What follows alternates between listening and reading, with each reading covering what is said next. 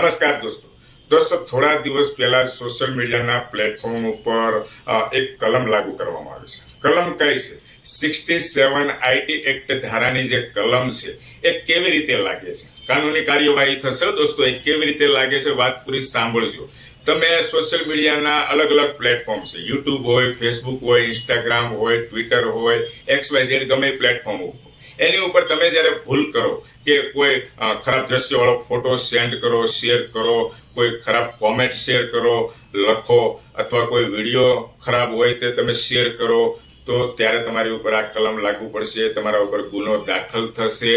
પહેલી વાર જ્યારે ભૂલ કરશો ત્યારે 3 વર્ષ જેલની સજા છે દોસ્તો, અને 5 લાખ રૂપિયા દંડ વસૂલવામાં આવશે. બીજી વાર જ્યારે ભૂલ કરો ત્યારે 5 વર્ષ જેલની સજા છે અને 10 લાખ રૂપિયા વસૂલવામાં આવશે.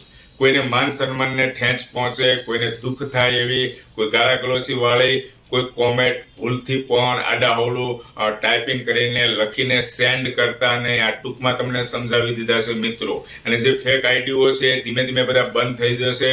એ જે ફેક આઈડીઓ ચલાવે છે, નેગેટિવ વિડીયો જે અપલોડ કરે છે, સમાજમાં એક અલગ મેસેજ પહોંચાડે છે, એવા લોકોની ધરપકડ કરવામાં આવશે ટૂંક સમયમાં દોસ્તો. કાર્યવાહી બધી ચાલુ છે ધીમે ધીમે.